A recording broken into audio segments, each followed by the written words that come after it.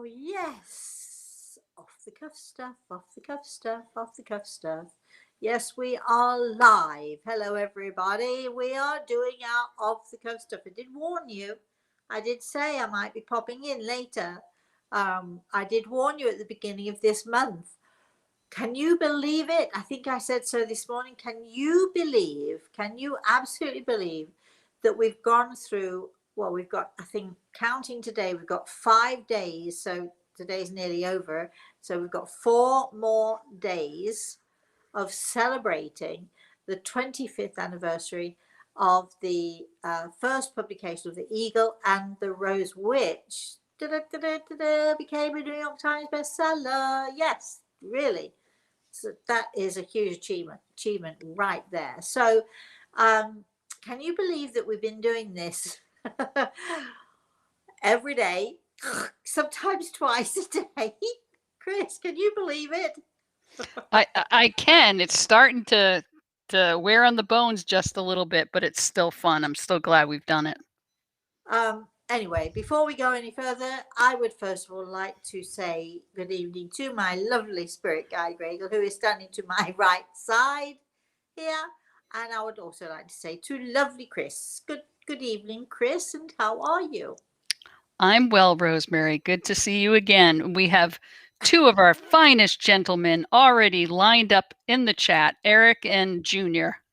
Oh.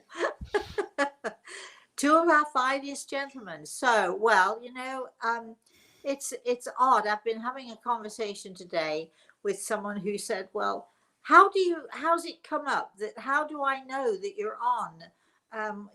What am I supposed to look for? What am I supposed to do?" Well, she's asking the wrong person because I did not know whatsoever. But I think, Chris, we talked about it. I think that you're going to be putting something up for people so that, if when we come on live, you'll know it because that shall flash up on your screens. I just don't know how to get to that point where I flash up on your screens, but Chris does. And she will be at some point over the next few days putting it up so that you could all um, uh, have that little flash. I do believe that it's prudent for you to subscribe. I'm talking out the top of my head here because I don't really know what I'm talking about. But anyway, I think it's prudent if you go to the YouTube channel, Rosemary Altea YouTube channel, and I think it gives you an option there to subscribe. So if you do that, it doesn't cost anything.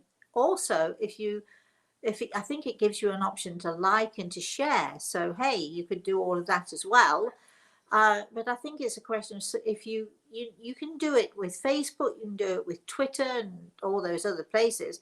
But I think when we do our live stream, as we're doing it today, it goes just about everywhere. And we know that it definitely is successful on YouTube. And we also put those things that we have recorded will stay on YouTube, whereas sometimes they'll get lost on Facebook. As you scroll down, they just get lost. So if you go to the YouTube channel, my YouTube channel, rosemaryaltea.com, and you click subscribe, I think that's going to be the magic way to have me popping up on your screens from time to time. Don't be surprised if what I think I should do? I think that we should offer a ringtone. What do you think, Chris? I think you're going to need somebody who builds, apps for that. Well, I'm thinking this would be the ringtone, or this would be, when you get a message and the little bird goes tweet like that, the little tweet.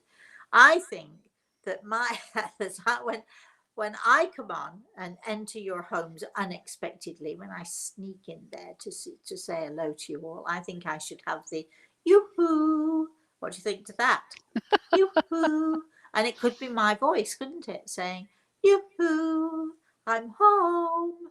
Something like that. We'll have to think of a great way.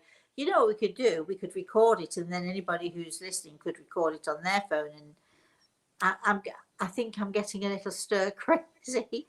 Well, you just said it, so they could just take their phone up, replay it, and there they have it. Yes, there you are. Yoo-hoo, everybody. Yes. Well, Anyway. both Judith and Junior are saying when you are on YouTube, you hit the thumbs up button. That's like Oh, the button. I'm oh, sorry, there you are. that is the That like is the button. like button, the thumbs up. So you touch it? Do you sort of scroll through, touch it, or click it, or whatever you do? Right, and that's like, thank you guys. We're And very appreciative. then you have the bell, and you have to click on the bell because that's the notification. Oh, so clicking on the bell. So you don't subscribe then. You click on the bell and the thumbs up, is that right? You do subscribe. Oh, okay. So you can do all three of those things. So if you're a groupie, I want to keep following us. We like groupies. We've got lots of groupies. Oh, right. So if you want to be a groupie, you can do the thumbs up. You can do the bell. As soon as we're done with this show, I'm going to go into YouTube and see if I can find the bell and ring the bell, because I want to ring the bell for Graham Norton. I want to ring the bell. There's a great show. I only discovered it just a few months ago. But according to what I see, it's been going for years and years in England. Of course, I've not lived in England very long, but I know, Junior, anybody who's out there in England, do you watch the show Would I Lie to You? It is hilarious, and you can find it on YouTube, which is where I found it on YouTube. So anyway, so there it is. Now then, let me just explain what I've been doing today. I told you all this morning I was going to go shopping. I've decided on the menu for Sunday, and it's a no cook menu, because in America we are celebrating Memorial Day weekend, and that means that everybody's having barbecues and things like that. So I thought, what goes well with barbecue? My delicious, amazing, incredible, tasty, fabulous potato salad. There's nothing like it. And then I thought I'd make some tomato mozzarella. And what else am I going to make? I might make some potted beef. Junior, can you remember potted beef? I don't know how old you are. When I was a kid, you go into the butcher's and you'd say, "Can I have some potted beef, please?" And it was a standard, it was a staple in every household. It was something that was very inexpensive to buy and very, very tasty. And for those of you who don't know what I'm talking about, it's like what is it? It's like a beef pate. Now, in my potted beef, I do use a little cream and some butter, and I mix it all together. But it's the old-fashioned recipe, so I might, if I get around to it. You're saying, but I thought you said you weren't going to cook. Well, I'm not, because all the things I'm making, along with the chicken salad, possibly if I've got time, I'm going to cook the day or two before. So I'm having it all ready, cooked, ready, and then I'm going to play with it and make it into something delicious. Right. I know we've got a few people coming in now. I don't think you joined me to talk cooking, did you? I don't think you joined me to see what's going on in the kitchen tonight. So why don't I hand over to you, and let's see, what are we going to talk about today? What are we going to chat about? Well, Chris came on initially and said, "You two are amazing," when you were talking about how we've been on every day this month so far. And Judith said you caught her. She was just watching a rerun of The Spirit World Sees All. Oh, oh, good. So now here we are. You see, so you can go back and watch the rerun, but now you can participate in this, which is really great. I mean, we love doing this off the cuff stuff. I think it's one of my favorite things to do. Do you know why? Because I don't have to plan it. I don't have to think about it. I can answer questions if I want to. I can just chatter away. It's like, okay, you can come into my home, but there's no agenda. We don't have an agenda with the off the cuff stuff. It's just whatever we feel like in that one moment. That's what we're going to do. And Mark is on and he says, "I got off my duff and smiles and love surround me. You are always precise because you do not lead people astray. You can be blunt with love. You have my permission. Off the cuff, you know." Oh, Mark, thank you. Are you giving me permission to kick your bottom for you? It's a very English thing, isn't it? To kick your butt would be the American way. Of course, there's another English way to say it as well, which I much prefer. But are you saying that I have permission to give you a good, kick when it's needed, gently, lovingly, caringly? But nevertheless, sometimes we all need a kick, don't we, from time to time? We all need someone to say to us, okay, you need to come on, get out of that funk, because that's not happening. We're not going to do that. Chris says how you were even able to speak on Sunday for cooking after the webinar on Saturday is astounding. Great job, everybody. A tiny and mighty team indeed. Yeah, we are a tiny team, but we are a mighty team. Exactly. It wasn't, I have to say that I was a bit tired after Saturday. And I'd actually arranged to go out for dinner that night, which was lovely because I went and spent time with friends he was celebrating his birthday and I was still celebrating my birthday. So that was great. We had a great meal too. Unlike the birthday meal, we're not going to even talk about that anymore, but we did have a really nice meal, a really good meal. And, I have been accused, and it is true, when I've gone on my book tours, you get off of a plane, and this is true. This happens. I promise you that this happens. You get off a plane. That plane might have been 7 hours or 8 hours, and remember the time before when you're waiting in the airport for 2 hours or 3 hours, and then if the plane is delayed and so on, and then if it's an overnight plane, you sort of get off the plane in the morning, and it's like 6 in the morning, and your eyes can barely open because you're tired, you're worn out, and so on, and you get off of the plane and you go and you get your luggage, and then a car appears, and a person appears with the car, and your hair is a mess, and your makeup is gone. Not I use a lot of makeup, but still your makeup is gone. You look like you haven't slept all night because you probably haven't.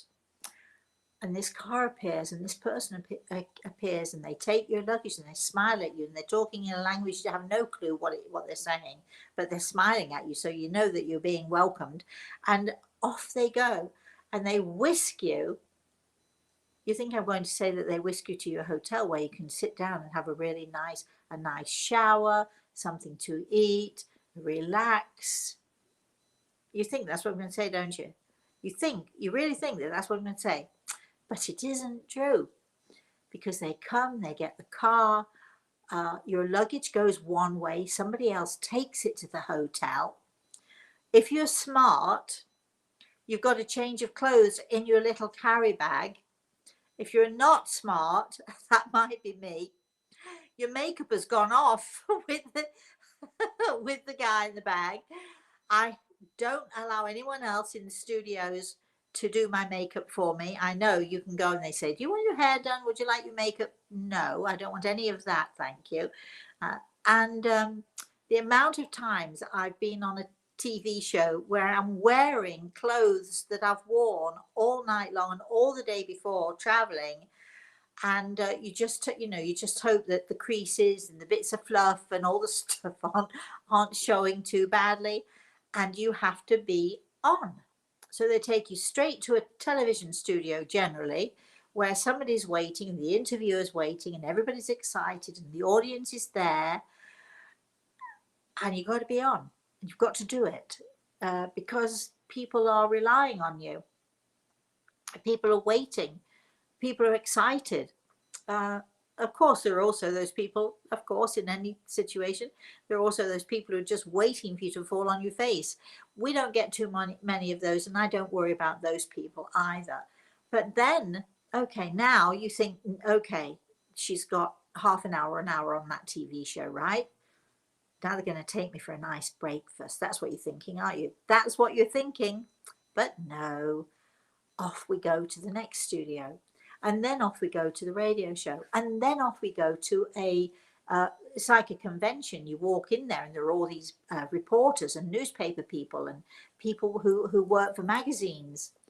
And you're smiling and you're thinking, somebody really needs to feed me. Somebody really, really, really needs to feed me now.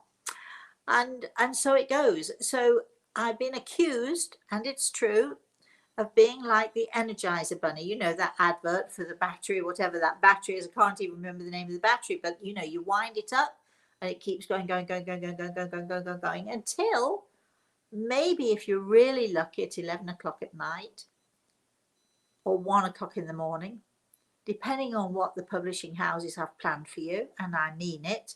You know, you might get to bed by 1 in the morning or 2 in the morning, and then they're there at 6 in the morning the next morning. And you just have to keep going and going and going and going. And they'll say to you, I remember once somebody saying to me, Rosemary, you will be pleased because we are giving you a day off today. What they really mean is you're sitting in a car because they want to take you from this province in this country to another province. So you're driving. Not that I'm personally driving, but still, it's hardly a day off, is it? And then you arrive somewhere and then you've got to be on again. I don't know how I do it. I'm an Energizer Bunny. But when the batteries wound down, crash. I think we're all like that, aren't we, really?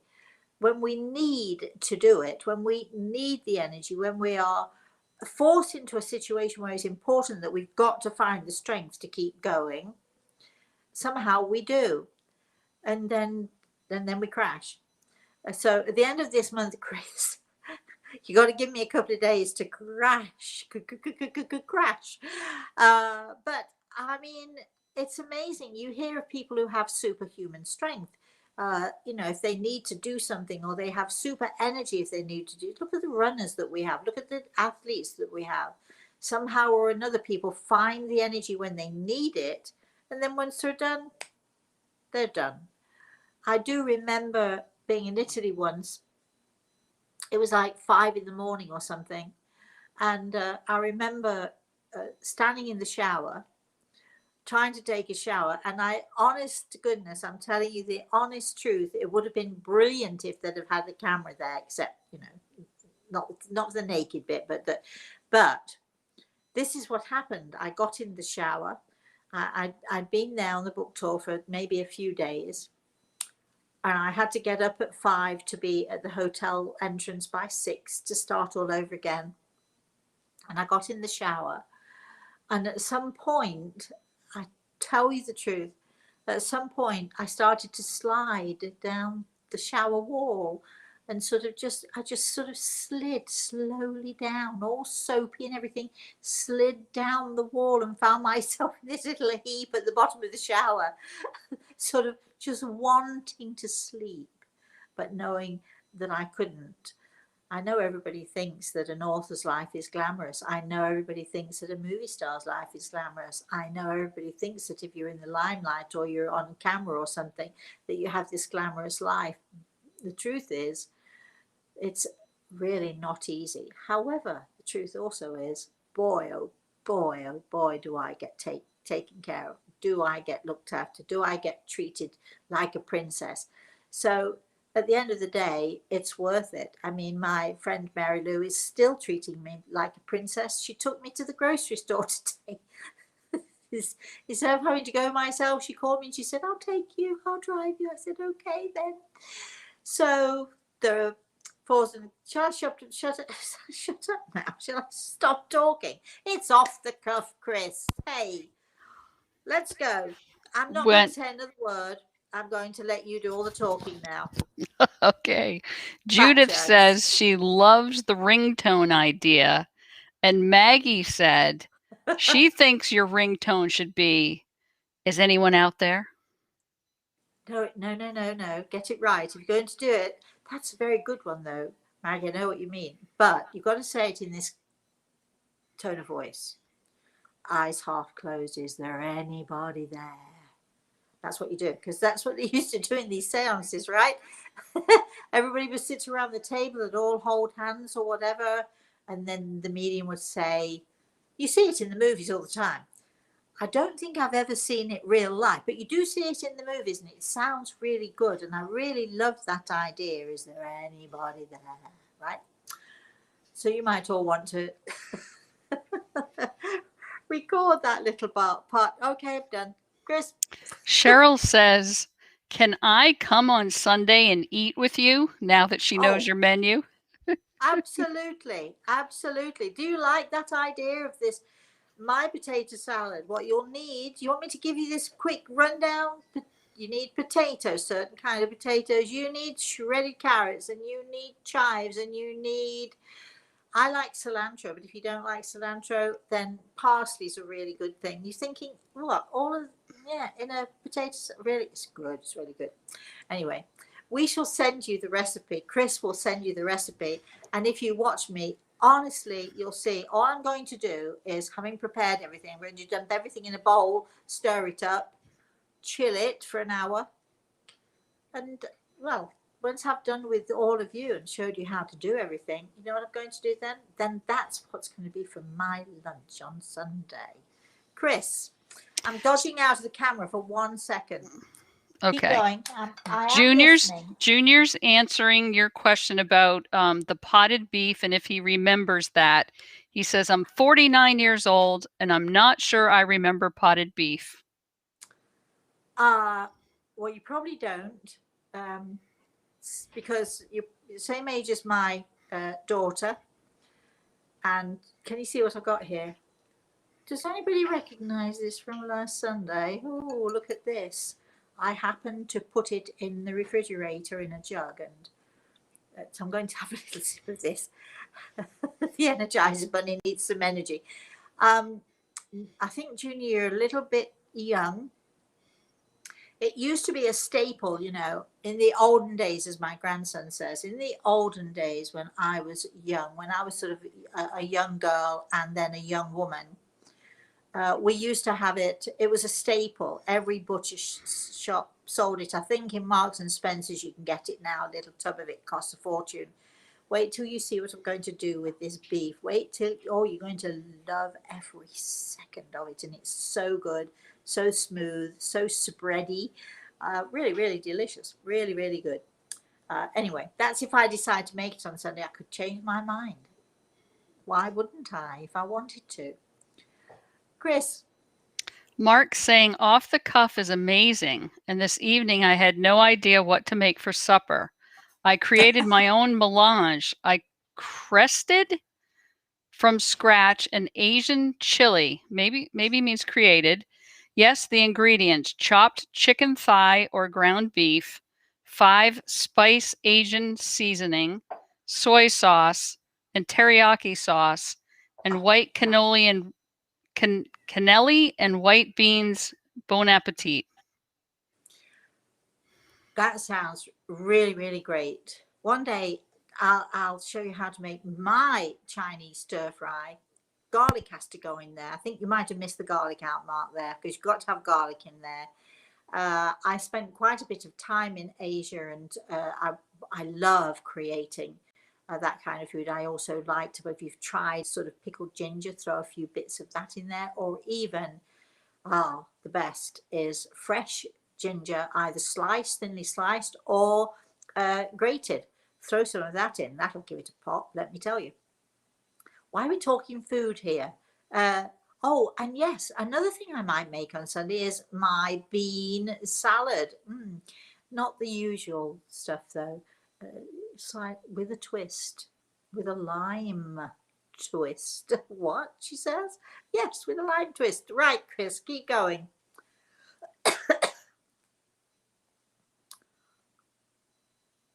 Are you there? Did I lose you? No. Good evening from the... You've forgotten your microphone again, haven't you? Well, I have a husband that just came home from umpiring his girls' softball, baseball games, and I have a cat that's coming in and about meowing, and I thought, man, I'd better put it on silent for a little bit. But anyway, Carolyn says, good evening from the Nebraska groupie.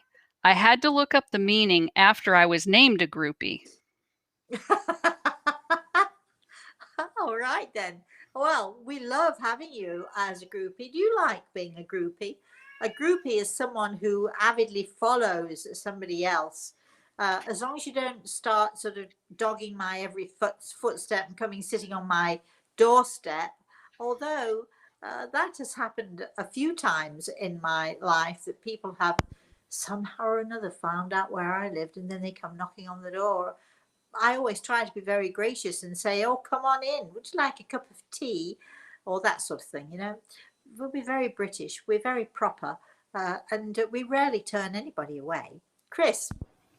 Mark saying it's a lovely evening of tornado storms. Oh, So, should I go away? Call Dr. Bombay to come right away. what? It must Okay. mean something to Mark. I don't know that saying. Well, I don't know that either, but uh, I'm sure that wherever you go, Mark, you'll be fine. Right. Chris, keep going. Judith thinks that off the cuff is a fun pop up. And I Chris think really it's likes the talking about cooking because she's the roadie queen. okay. Oh, right. What does that mean? I think that was that dish a few weeks ago that we were all sort of wondering what it really was made out Oh, of. yes, that's right. Yes, I still haven't made it. I'm not sure if I will. Um, but it's, it's one to try, I think. Yes, Chris. Aislinn, yeah, Aislinn, what a cool name. Aislinn wants to know, do you have any thoughts about the eclipse? No. I know that I'm expected to say something profound and powerful here. What can I say? I do think that, this earth of ours, this world of ours, this universe of ours, there's so much energy, so much differing energy, and I think that when we have these sort of natural things going on, these amazing things going on within our universe, I do think they affect us, either positively or negatively. I do have to tell you that today I was talking to my grandson tonight before I started this show, talking to my grandson, and so ever since he was born, I was telling this, that ever since he was born, even before he was born, I've always every day said good night, God bless, right? And he'll say good night to me, and he'll say I love you, and I say I love you, and then he says more, and I say no more, and so on. We have this little ritual going on. But he and his mum are going away this weekend for a special weekend, and they're going to friends who have a pool, and my darling boy loves to swim.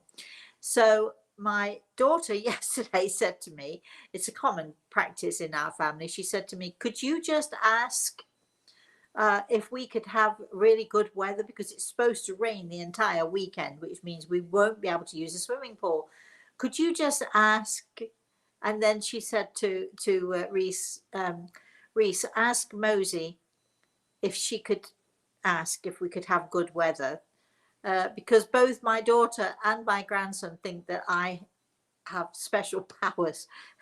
It might have something to do with the fact that I encourage him to believe that in magic, and that I'm magic, and that we're magic, which of course we are anyway. So today he said to me, he said, did you ask, Mosey, did you ask for good weather for us, that it doesn't rain and that we can go in the pool? And I said, yes, darling, I have. And he said to me, he said, I've been begging and begging and begging the universe. He's 8, right? I've been begging and begging and begging the universe to not rain this weekend. So I said, well, how about, it's not just asking the universe, is it? It's asking that God force, that energy, that power, the power of the universe. And, every night I say, good night, God bless you. What I'm really saying is, God keep you safe. And that God force, that fabulous universal God force that is out there. And he said, I don't know what it means, but I'm going to try it. Aw. So Slowly but surely, we educate our children. And at some point, he'll ask me, what does it mean exactly? And I'm going to try and explain it to him. That's our role, isn't it? Parents and grandparents, that's our role, to teach our children. Okay, keep going, Chris. So we have a first-time viewer on tonight from the state of Maine. Heather is on. Hello, Heather from Maine, from the state of Maine. Right. Well, welcome. Anything to say? Anything to ask? We're here. What is that show that somebody, and it always ends with, we're listening. I can't remember what that show is, but anyway, we are listening. Chris. Cheryl wants to know, what kind of music do you like, Rosemary, or what is your favorite song? Well, it's funny you should ask that, because I was in the supermarket today and I was standing waiting in line at the checkout, and sort of from the side I could hear this sort of humming sound, and sort of I could hear a little bit of music. So I turn around to see where it's coming from, and there's a man standing just to the side of me, waiting in line behind me, and he's just sort of looking at me. The face, straight face. He said, "It wasn't me." So you can see he's saying, really, you can see he's saying, "It wasn't me, it wasn't me." And then I turned back, and then I could hear it again. And I looked at him. I said, "Are you singing?" And he said, "Oh," he said, I went to a Catholic school. I tried to join the choir, but the nuns wouldn't allow it. They said I didn't have a good voice. So he said, "I never sing, but I am humming." Oh, wow, how nice is that? And I just said to him, don't ever believe when somebody says you can't do something, doesn't mean you have to believe them. And it sounded good to me. So it's odd that you should ask this question. What kind of music do I like? Well, I love jazz. I love Ella Fitzgerald. I love all the oldies. I love the blues. I love that. Uh, I love, who do I love? I love Cleo Lane. All of these oldies that some of you are thinking, and who is that then? Dave Brubeck is a favorite of mine, so I could go on and on and on. But I also like opera. I love the Phantom of the Opera. That's, it's kind of really nice music. But I like real opera. Kathleen Ferrier. Here's one for all of you. She died way before I was born, I think, 1940 something, or 44 or 45 or something.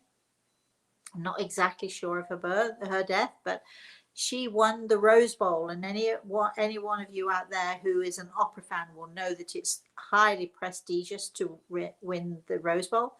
Kathleen Ferrier. She has a really deep voice, and when I was a young teenager, somehow or another I heard her sing. She wasn't live, it was a recording. And she sang this song, "What is life? What is life to me without thee? What is life if thou art dead?" It's a very gloomy song, and on it goes. But it's actually not such a gloomy song, and it fits me perfectly. She sings it beautifully. So I like opera. I like every kind of music that you can imagine, and I love singing nursery rhymes to my grandson, and I like making songs up. And I don't know what is my favorite song. One of my favorite songs is the Rainbow Song. Red and yellow and pink and green, orange and purple and blue. You all know that song, right? And of course, my all-time favorite to sing, I was singing it today. What is that song that I was singing today? Summertime. There you go, Chris. You've got me. So, Summertime, and I like it. It's an operatic thing. I'm trying to think. There was a musical. Is it Carmen? Or I'm not sure, but anyway, that where it was sang, but operatic style, very high but beautifully sung. But I like the jazzy version. Summertime and the living is easy. And you go all the way down there. It's beautiful. And I like singing that song. It is one of my favorites to sing. Maybe I should just make a recording of some of the songs. And of course, my all-time favorite. Are you ready for this? Okay, there is a version of the Lord's Prayer, which is so beautiful, I think, so spectacular. And it's a version that I've only ever heard it in Spiritist churches, and is not the common, Lord's Prayer set to music that most people sing. It's beautiful. So hey, I'll listen to anything pretty much. Chris. Well, speaking of Chris, what's the last name of that singer? Chris Reeves? Chris Rea. Chris Rea. Rea is one of my all-time favorites. Yeah. God's Great Banana Skin. The Road to Hell. Yeah. God's Great Banana Skin is such a great one. Chris Rea. And it's spelt, I think it's spelled Rhea. Oh, I'm going to get into trouble now if I've got it wrong, because I know all of his songs. He's great. Yeah, I like his music too. I can hear the cat, Chris. Isn't that nice? Keep going, Chris. I'm all yours. Chris says, you need a different booking agent, my friend. You need one that would feed you. And then Judith says, in response to you in the shower, you melted. I did melt. I'm not quite sure about the agent who feeds me. I have to tell you that on a spiritual level, I am so filled with joy, and so filled with all that good nourishment. I couldn't wish to be fed more than I have been fed in a spiritual sense, and physically. What did I have to eat today? I can't even remember what I had. Oh yes, I had a seafood salad, which was very nice. Chris. Lee is on, and thank you so much, Lee, for reminding everybody about to hit the like button. But Lee's also asking, is potted beef what we know as pot roast? No, completely, utterly different. Absolutely, completely different. It's stewing beef, which you cook until it's so tender it's just falling to pieces, but you have to put certain sort of little spices in there. And I use the stuff that they used to use in Victorian times, which makes it so authentic. And so you cook it really, really slowly, really gently. Well, you should join me on Sunday and I'll tell you how to make it. But then you need a masher, or what do you call those things with a blade? The hand pulverizer. I actually just throw mine into my, in England we call it a liquidizer, or in America you'd call it a, whatever you'd call it. The thing with blades that mashes Blender? everything up. Blender. And so you throw it all in the blender with some melted butter and some cream, and yeah, very nice. And you blend it all until it's nice and smooth. It is the most delicious. So it's very much like a soft pate. Has the consistency of a pate, and fantastic, delicious tasting on nice, fresh, toasted, crusty bread, or just regular crusty bread. Very nice it is. Chris. Well, a few people were responding to Mark's comment about Dr. Bombay. So we have now learned that Dr. Bombay is from the television show Bewitched. The television show played in the 1960s, and it was the story about a witch, a female witch, who would wiggle her nose. Yes. Samantha. We did get that in England. Okay. So I'm not quite sure where the Bombay thing comes in, but he must have been one of the other players. Other characters. This margarita's really good, I have to say. I sort of get, it's a little tart, but it's delicious. But anyway, I better not drink anymore, otherwise I won't be able to carry on this conversation with you all. Keep going, Chris. Our new friend Heather from Maine is saying she loves to cook also. She's been working on her garden today, planting more edible flowers tonight.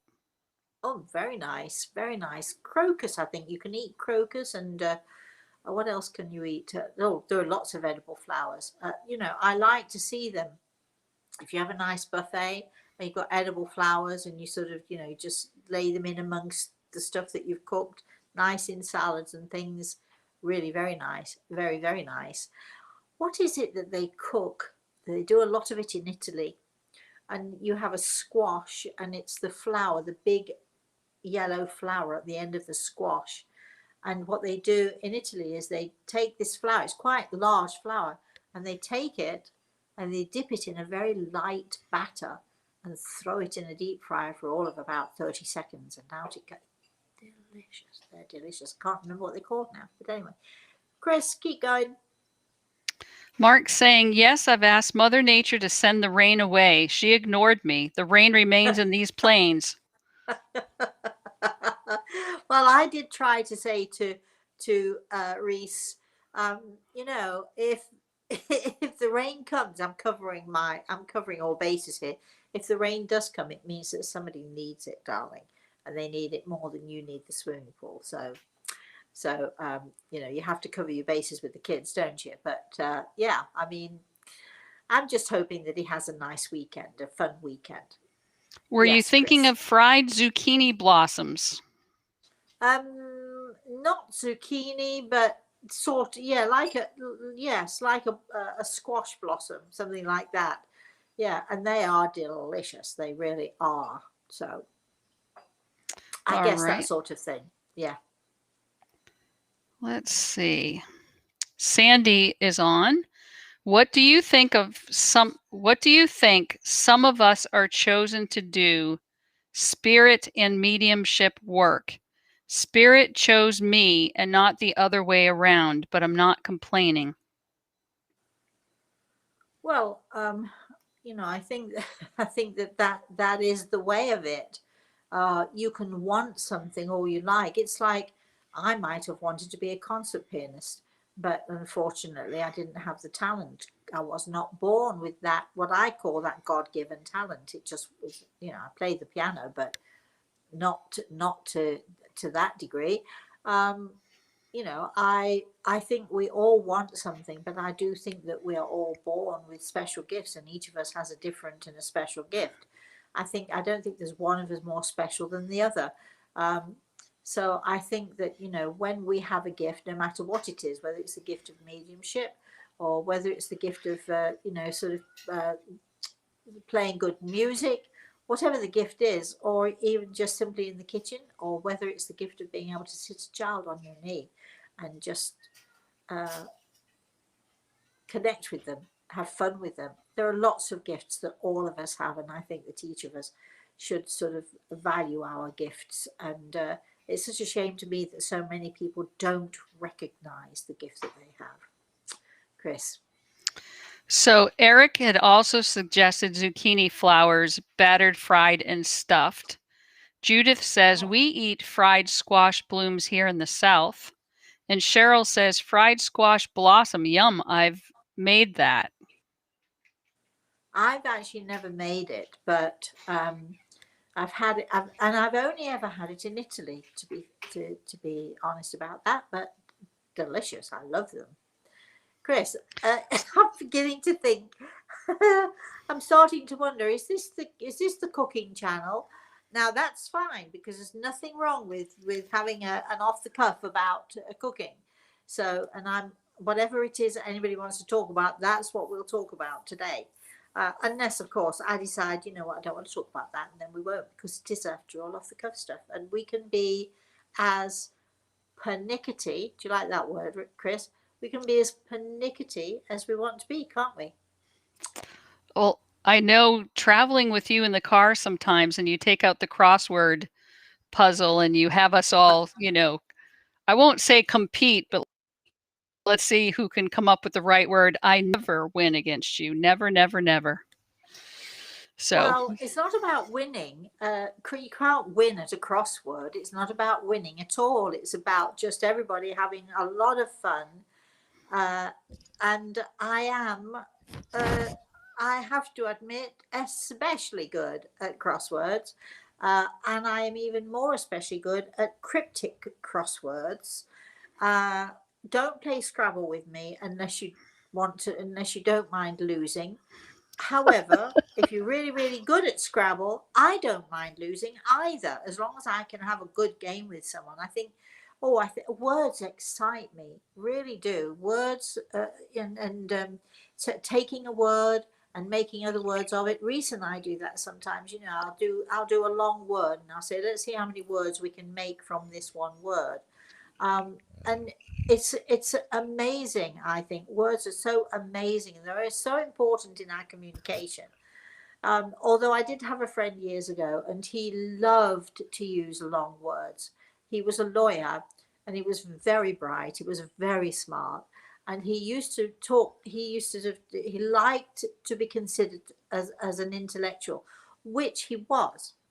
And so sometimes he would sort of, use all these long words and I wouldn't even know what they meant. And I would just nod and smile and think, oh, well, I didn't want to look stupid. You know how that is when somebody's talking about something and you don't really know what they're talking about, but you just don't want to look stupid. And then one night we were sitting, actually came over with his wife and we were sitting back around the fire and we were having, we'd just eaten and we were now having a brandy to finish off. And he was talking away and he used this really, really long word. Maybe it was the brandy, but gave me Dutch courage or something. But I looked at him and I said, John, I don't know what that word means. What does it mean? He looked at me and he blinked. And he's, uh,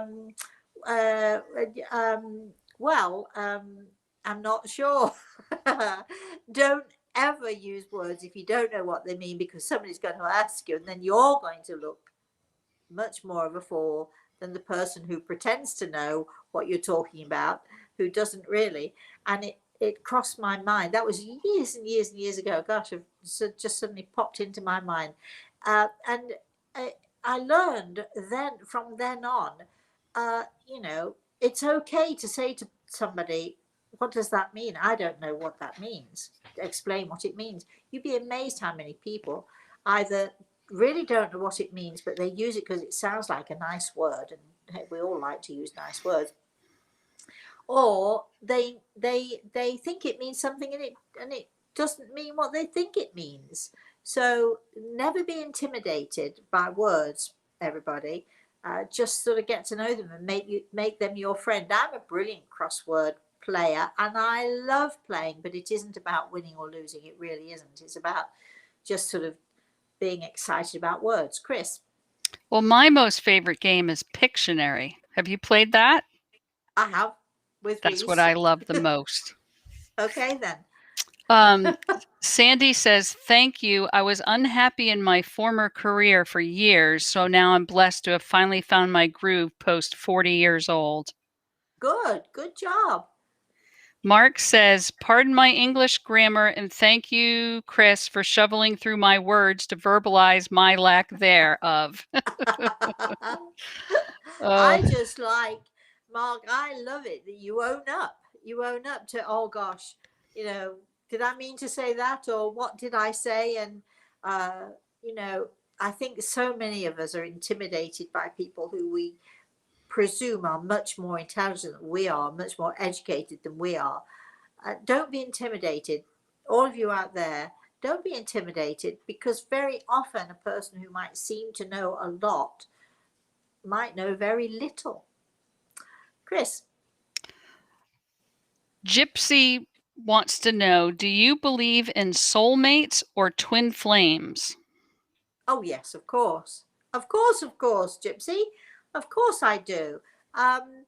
If you were at our webinar last Saturday, Grey Eagle Speaks, I know, and I only know this because a lot of people have asked, what is the relationship between you and Grey Eagle? How did Grey Eagle choose you, or did you choose him? How did you come to be together? And many of you will know that I'm writing a book. It's pretty much written, really, but I'm writing a book with questions and answers. It's like a Q&A of what Grey Eagle tells us. and he does speak in there, and he did speak on Saturday.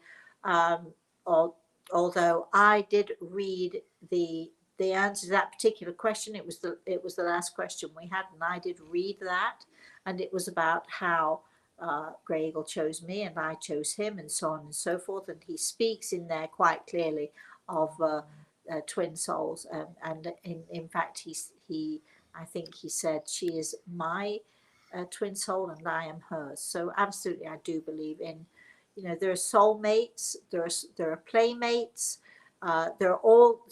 If you read my book Soul Signs, you'll know there are different kinds of coming together of certain souls. So there are souls that we meet who we're meant to meet, and they connect with us, but they are, let's say, they are our soulmate. Then there's another kind of soul who is our playmate, and then there's another soul who is our workmate. So there are different types of souls that we will inevitably meet, and we will inevitably come together with them. It's fascinating subject.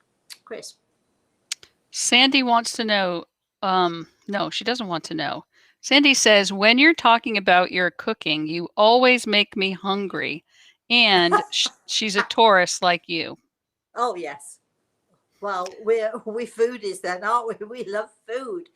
I was actually talking to Chris just before the show, because I was talking about food and what I'm potentially going to be making on Sunday.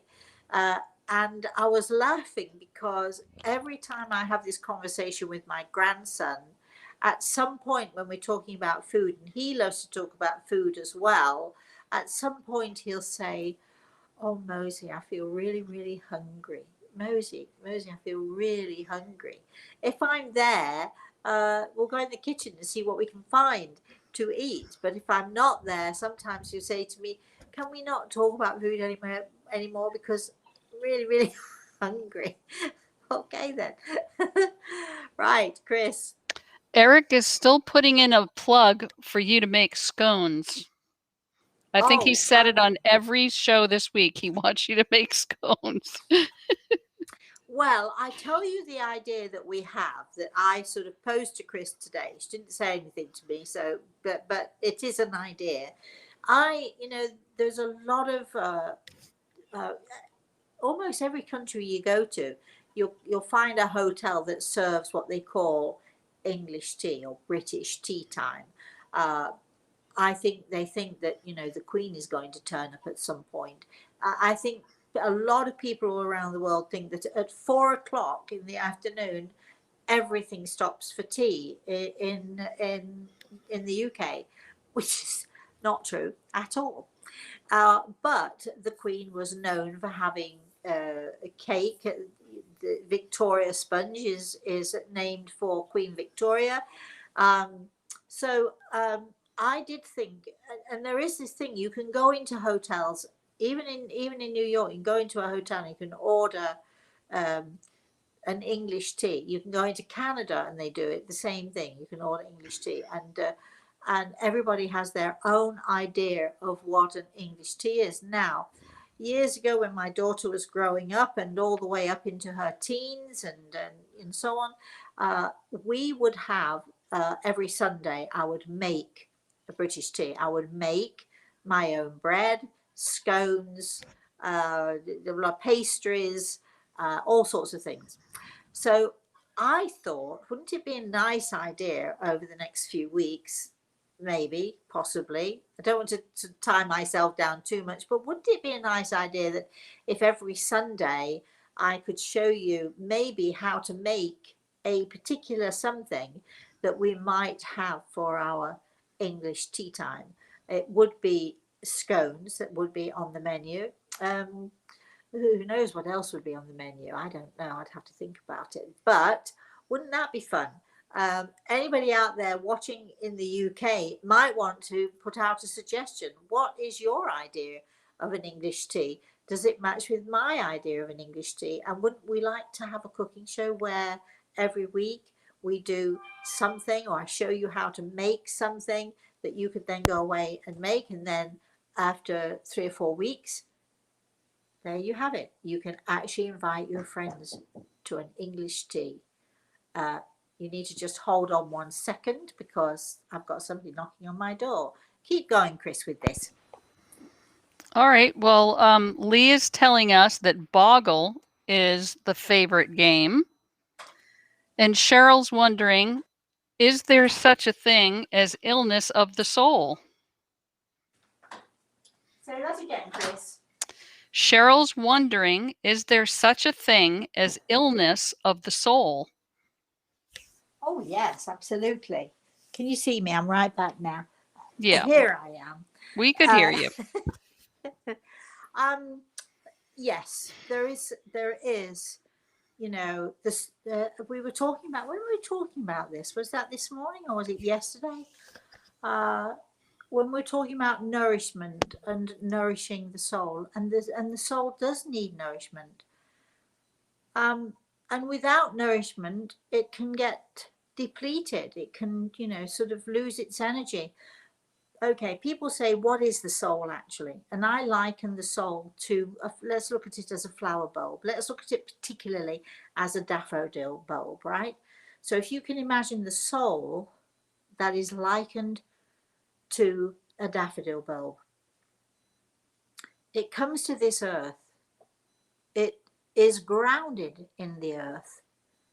Its roots grow and feed from this earth. It gets nourishment from the earth, and if it's given the right kind of nourishment, if it's given the right kind of sunlight, if it's given the right nurturing, as we all know, what happens is the daffodil bulb will grow, and yes, then all of a sudden it will start to grow and grow and bloom. Now, if the soul is the daffodil bulb, the bloom or the flower of the daffodil is the spirit. And the spirit of the soul is simply the energy field that surrounds the soul.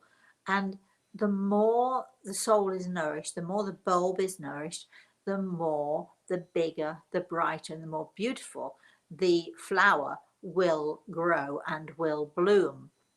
However, if we put that daffodil bulb into the ground, because we come to this earth so naturally, it's in the earth, it's sort of, it places its roots into the earth. But if we keep it in a dark place, if we keep it hidden, or if we never look at it, if we never pay attention to it, then it is not going to bloom. It's not going to flower. So the soul then becomes diminished. You can destroy it if you really work hard at it. I think some of you have heard me say before, you know, love is like a weed. It'll grow anywhere. The soul is like a weed. It'll grow anywhere. It'll put its roots into anything. It will even survive like a weed. It will even survive. It'll push its way through the concrete. It will fight its way to get to the light. Think about this weed that you keep pulling it up, you keep pulling the root, and there it is. It comes right back again. Love is like a weed. Our soul is like a weed. It will grow anywhere and it will find the light if there is light to be had. But if you work really, really, really hard, you try really, really, really hard, you can even kill a weed. You can even kill the soul or diminish the soul to the point where there is no light left within it. So it's very important for us to feed the soul, to nourish the soul, to make sure that the soul thrives, to make sure that the light, the flower of that soul is the biggest and the brightest and the best you can make it. Chris? Heather says, yes, special gifts. I hope to figure out what my soul purpose is. Before I became aware of spiritualism, I have always said we all have a purpose, even if it's just to smile at a stranger.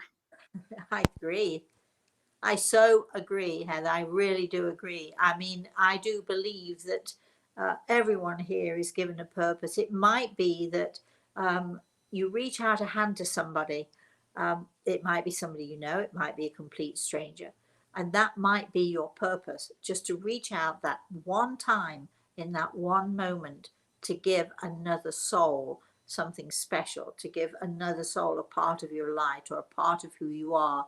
And people, it makes me smile sometimes, because some people are so focused on, well, what is my purpose, what is my purpose, and instead of asking continually, if you allow life, and you allow, I love this phrase, I'd like you all to learn this phrase: if you allow the winds of heaven to dance between you and your fate. In other words, if you allow things to happen, of course you have to take action, you have to do certain things, you have to, if you get an opportunity to go into a children's home, for instance, and volunteer work there, then get off your butt and do it.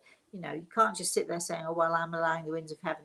In other words, that means I'm lazy. That's not what that is about. But if you, as you're going through your life, and as you're going through your life with purpose and with joy, and if you're going through your life with good intention, then if you allow the winds of heaven to dance between you and your fate, those winds of heaven will carry you exactly to where you need to be. And I think, again, it's all about trust and trusting. Chris? Rosemary, we're right at the hour. I don't know if you want a couple more or what you want to do here. Sure. Do we have any more? Yes, we have a couple more. Okay. Chris says, I'm so sorry my daddy-o bullied you at our May 8th meeting with him. He was a writer and absolutely loved words. I do too. I have received an offer from the college program I applied for after that. Here we go. Well, good. And don't be sorry that your daddy-o bullied me, because, hey, I'm perfectly capable of dealing with the bullies of this world. I loved it. I enjoyed thoroughly that he was so intent on making that communication, so intent on getting through to you. I just absolutely loved it. And had he been too much, Greg would have hauled him out of there. I can tell you that. So don't give it a second thought. Chris? Sandy says, I can't wait for your book, Gray Eagle Speaks. I know, me too. Lee is asking, are those picture frames behind you? If they are, they're beautiful, but why do you not have pictures in them? They're very old, those picture frames that are behind me, and I'm waiting. I want a photograph of my daughter, and I want a photograph of my grandson, and I want them sort of. I'd like them to be done in a sepia, so they look like nice old photos, and I'm just waiting for the right photographs to put in them. Unfortunately, they don't have any backs to them, so you'd have to sort of glue, I guess, I don't know how you'd have to do it, but you'd have to sort of put the photograph in there. But yes, they are very, very old bronze. They are actually bronze picture frames, and one day when we're talking, you'll see that I'll have actually put a photo in them. All right. Chris says, Chris is writing to Eric and agreeing with Eric. Not only do they want scones, they want hobnobs too. And Barbara says scones and glotted cream. Clotted cream. Scones and clotted Maybe cream. it was a Not sure I can typo. get clotted. I'm not sure that I can get clotted cream here in the States. But hey, fresh whipped cream of any kind works for me. So yeah, we'll have to make the scones then. Okay, we've made note of it. Don't it'll be coming when we do our English tea. The one thing we will not have at our English tea will be cucumber sandwiches, because first of all, I can't eat. I like cucumbers, but I can't eat them. They're not good for me. And second of all, it is a myth. Some people do. They think the Queen eats cucumber sandwiches, so they think that's what we should all eat, but not me. But I'll be showing you some bits and pieces. Potted beef should be in there as well for the English tea also. But I'll show you how to make. Maybe I'll make a lemon cake, or maybe I'll make a chocolate cake, because every English tea should have a cake of some kind or another. Chris. All right, last one. Yes. Sandy says, I would love for you to manifest working with Gordon Ramsay, like you've mentioned. I think everybody here needs to write to Gordon Ramsay and have him Oh. invite Rosemary on one of his shows. Or he'll, suggest he he'll, comes on Rosemary's. he'll probably say, who is this you're talking about? I don't think Gordon Ramsay even knows of my existence on this planet, but I know of his, and he is, I think he's one of the best chefs. I think he's brilliant. But anyway, that's a whole other thing.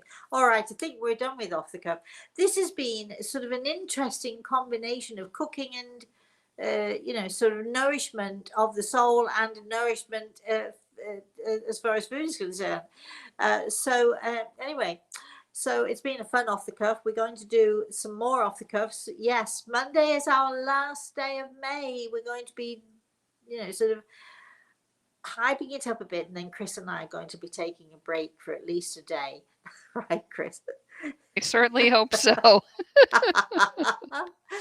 We're so enjoying it. We're loving the fact that you're enjoying and celebrating with us our 25th anniversary of the Eagle and the Rose, the first publication of the Eagle and the Rose. We just love having you here. We love that you love us. Tomorrow morning, is it Carol who's going to be a volunteer on our bottom brick exercise, and that's going to be at 12 noon tomorrow. No, 12 that's noon at Eastern. 11, Rosemary. 11. Oh, I thought it was 12. Okay then. Right, tomorrow morning at 11 a.m. Eastern Standard Time. I'm completely confused now. It's a good thing you told me, because I might have been lying luxuriating in my bed reading and thinking, I don't need to be on for another hour yet. Anyway, Carol is going to be our guinea pig. She's going to be sitting in the hot seat with me tomorrow morning, and we're going to be doing the bottom brick exercise, and it's intriguing. So we're going to be doing that, and on a Saturday, of course, we are going to be having our special story time.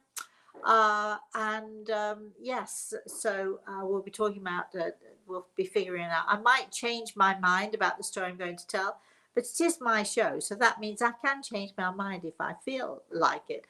So anyway, we're going to be doing story time, and of course on Sunday at 12 noon. Story time is at 11 a.m. 12 noon. I should be making, oh gosh, I should be preparing the food, preparing the food tomorrow and Saturday. I'm going to roast a chicken, so if I manage it, I'm going to show you how to make my delicious chicken salad. And if I feel like it, if I can manage it, if I can fit it all in, and then I'm going to be cooking the beef, and then so that'll be ready. So you do have to cook, but I can make it a day or two beforehand and then just throw it all together. And I'll show you how to throw it all together on Sunday morning at 12 noon. So until I see you again, maybe tomorrow, maybe, who knows. Please, all of you out there, thank you for joining us. Chris, thank you so much for the great job that you're doing. I'd like to say a special thank you to Greg, of course. And thank you, all of you, again. Please, please, please, until I see you again, please have a very, very special and a very wonderful and a very blessed rest of the day, everybody.